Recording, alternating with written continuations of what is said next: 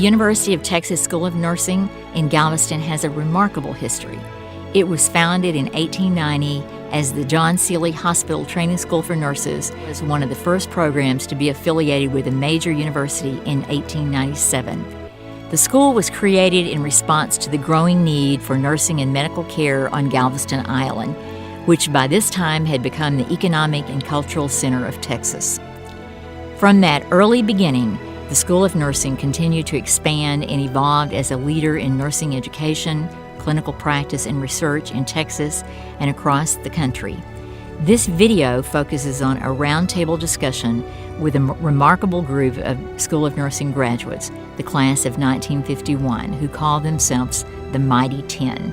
They were the first graduates of the newly created Bachelor of Science program at the School of Nursing, one of the first to be developed in the state. These students were pioneers in many respects. They helped usher in a new era of academic education for nurses, which focused more extensively on science and professionalism. And said, I just received this letter from UT Galveston, and it was from Marjorie Barthoff, and she was talking about getting a degree and that the program was open, and told me, he said, I think you ought to do that. And I went home and went back to the dorm and called my mother and said, somehow I want to go back to school and get a degree, because I didn't think I'd ever get a degree.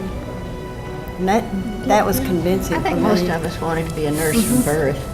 Oh, it was something. And my parents both graduated down here, my dad in medicine and my mother in nursing here. And so this was the place to come. And my dad took care of all of the admission things. And I have all of his correspondence with Miss Barthoff concerning my admission. I have mine too. And Jackie, what about?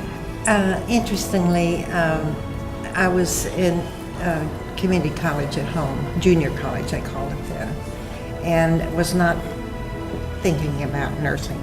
My three closest friends were going into nursing at Scott and White. Oh, come on, Jackie, go with us, let's make it work. Me? Be a nurse? No. And a little bit later on, my mother decided I would go into nursing, which I did, and I'm still here and enjoyed every minute of it. Well, I remember I always wanted to be a nurse, and I spent my days in the kids in the neighborhood bandaging them up and carrying them around. Playing doctor. Taking care of everybody. I was always worrying about it. And of course, my dolls, they always had broken legs and things, and I put them to bed, and I gave them special medicine and all this kind of baloney. And then my daddy said, no, you can't be a nurse because they only empty bedpans and give baths. And I said, I don't care, I want to do it anyway. And he said no. So he sent me off to Stevens in Missouri to try to make a lady out of me, which was hopeless. But anyway, at the end of the first year, when I came back, he said, well, now you need to go to UT. So I went to UT and took pharmacy. And then after the first year I was there, he said, well, if you really, really want to be a nurse, it's okay because there is a degree program. And I said, fine. And so, but I had to finish up my requirements. So I finished those up, and then I went down to Galveston. I always wanted to be a nurse, but I had surgery when I was 11, and I had a wonderful nurse. And I think that's what impressed me. And when I decided I wanted to be a nurse, my mother said, I think you should be a doctor. And I didn't want to be a doctor, but I started taking pre-med courses at the university. And I just went to the university because everybody in my family went there. I thought that was the only place to go. And so that's how it happened. I don't know how I found out about the degree program. You don't know, because I found it out. I didn't remember that. One thing that we all noticed was that they were going to the doctors teaching the nurses at that time, and the doctors could not understand why did they need to know this. They're just going to be nurses. And we got more background into what we were doing from them, and it sort of piqued our interest more, I think. And we were taught by medical school faculty in anatomy and physiology and chemistry and micro. And wonderful teachers. And I remember walking through the anatomy lab and Scotty with his sprinkler, remember? And we got more intense because we'd had some background before we ever got there. We had to have so much science and all that. And we had to. We were more mature, we were older, Well, too, we were which older, made and a we'd big had, difference. we'd had some background that previous students hadn't had. I think also in our day and time, we spent 8 hours a day in the hospital, with patients, patient contact. We would leave for a class, perhaps, as opposed to today, when the students are there 3 hours, 3 times a week, and you can't establish a kind of rapport with this patient as we did back then, and that makes so much difference, I think. But remember when one thing that Marjorie Barthoff said, that we were not there to staff the hospital. Well, I know she did. Yeah, and we were not there. Not to have us do We it. were not there to staff the hospital, and so we'd be there like from 7 to 10 and go to class. But how many of us wanted to go and be a nurse We and wanted take to care staff of the patients? hospital. That was the That's why we difference went then. in. They Yeah. wanted us to go into the education end of it, of Margie Bothoff, and that's- the that's degree what they- program, which is fine. would've been a But we big wanted to disappointment take to care, her. we wanted patient care. And I think as students, we were usually assigned the worst patients. Yes, exactly. The ones that needed the most That care. needed Yeah. the most care, and I can remember some really difficult ones, and yet that's what we were there for, was to learn and to take care of them, and we did. And I kind of remember a patient, and they had the colored hospital because there was segregation. I wanted to at the ask you time. about that, yeah. Right, and of course, we all wanted to work there so badly because it was air conditioned. Nothing else. But you'd walk down the hall after you had cared for him, and oh, there goes my angel. You know, you get this response from a patient that he was happy to have had you for his nurse. And I remember that man to this day, and I'm sure it wasn't long before he died because of his condition. But I'll never forget that. There goes my angel. One thing that really got to me on that burn unit, we had this girl, and she must have been 10 or 11, I think, and she was badly burned all over her body. And they knew she would probably die. And we took care of her, and I remember taking care of her, and she did die. And I thought, at that point, I was thankful that I wasn't there because I had become so attached to her.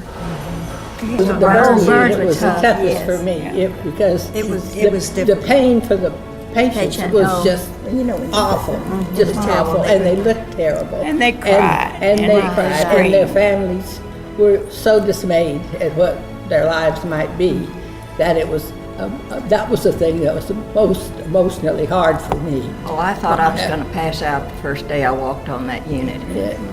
And I previously thought I was pretty tough cook. I mean, when it started, we would go down there and just volunteer to be with him. Don't you remember that, Mary?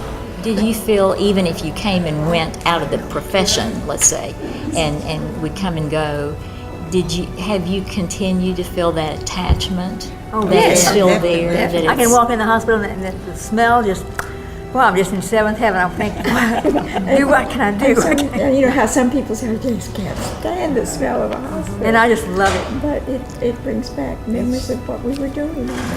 Yeah, Part that's of been you. part of, I feel part happy. of your life. Did you feel like UTMB had given you something? Yes. That Yes. it, Yes, definitely. I think one thing it gave all of us, because we had all come from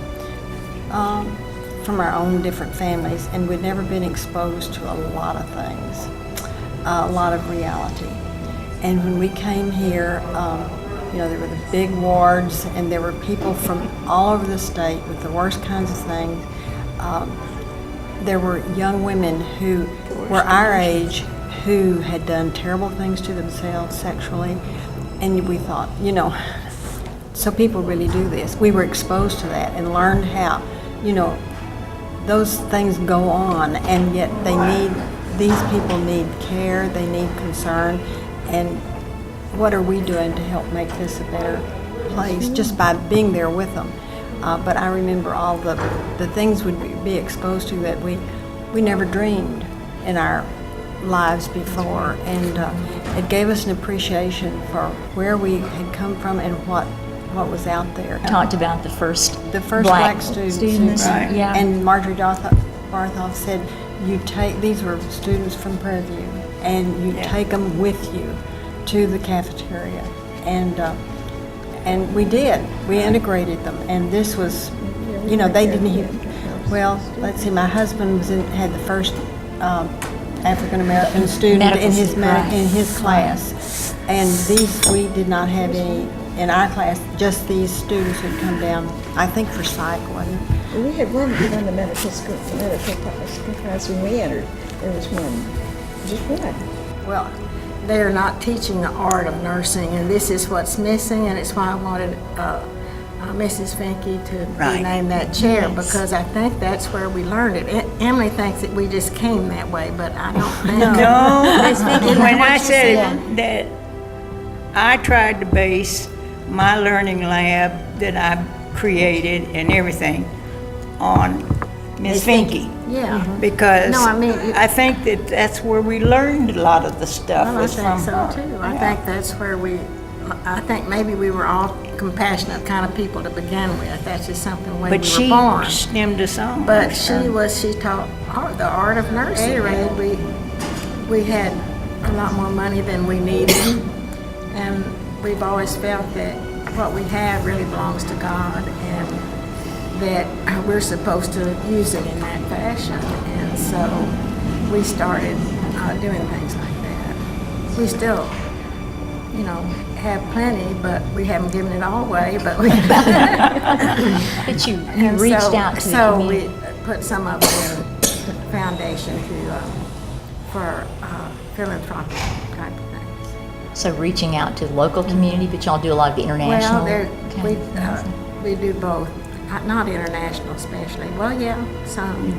I think that's so impressive, and obviously that's a more visible, but I think for the rest of you, when I looked over your materials and saw your pictures, and these are just so fabulous, but I'm so proud of to have y'all have to be part of our legacy, and the fact that you've kept giving in different ways to the community, and I'm gonna just hope that some of that came from not only the closeness y'all had, but that from some of that art that you learned. This group of alumni, the Mighty 10, have continued the legacy of the School of Nursing.